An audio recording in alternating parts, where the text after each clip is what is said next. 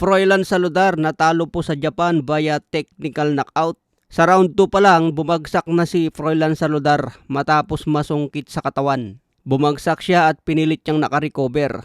Kaya nagpatuloy ang laban niya hanggang round 7. Pero dito sa round 7, na-corner si Saludar at hindi na po siya nakakaganti. Hanggang inawat na lang po ng referee. Kaya panalo na po si Yuta Sakai via technical knockout. Edad 37 na rin si Froilan Saludar at may bago ng kartada na 37 wins, 26 KOs, 10 talo na. Samantala po ang Japanese na nakalaban niya, may bagong kartada na 8 wins, 7 KOs, wala pang talo. Edad 21 pa lang po itong nakalaban niya mga boss. Kumbaga sa experience nilang dalawa, malayong mas batak si Froilan Saludar. Dahil matagal na itong lumalaban sa boxing at napalaban pa siya dati kay Luis Neri. Kung baga tinalo ng isang bagitong boksingero yung isang batak na boxer.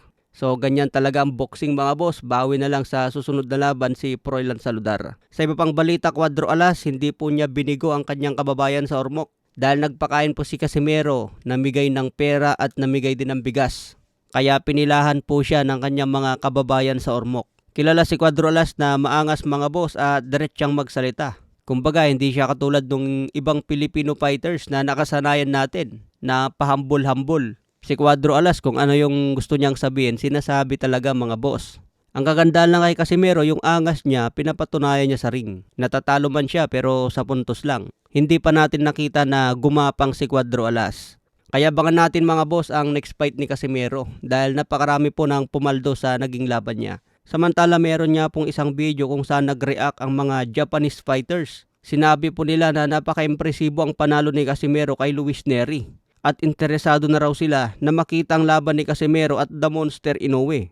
Mga Japanese boxer ang mga nagsabi nito mga boss, hindi lang pipitsuging fans. Interesado na raw po sila na makita ang Casimero versus Inoue. Dahil merong taglay si Casimero na lakas na pwedeng pumunit kay Inoue. Makikita nga natin yung dalawang bagsak ni Inoue kay Luis Neri at Cardenas. Parehas tinamaan ng left hook. Paano na lang kung yung left hook ni Cuadro Alas ang tumama mga boss? Talagang may kalalagyan din po si Inoue kung mapuruan ng solid. Kung ikukumpara yung lakas ni Casimero kumpara sa mga nakalaban Inoue tulad ni David Picasso at Badaliev, malayong mas malakas si Cuadro Alas. Kaya sinasabi nila dito sa vlog nila na gusto na nilang makita si Casimero laban kay Inoue. Samantala sinabi po ni Bruce Carrington na WBC featherweight champion. Wala raw ibang malakas na champion na kalaban ni Inoue sa featherweight kundi si Carrington lang. Kaya inaabangan na raw niya ang pag-akyat ni Inoue sa featherweight dahil nakahanda niyang itaya ang kanyang titulo. Samantala may banat nga po si Silver Boys matapos murahin ni Cuadro Alas si Atty. Ed Tolentino.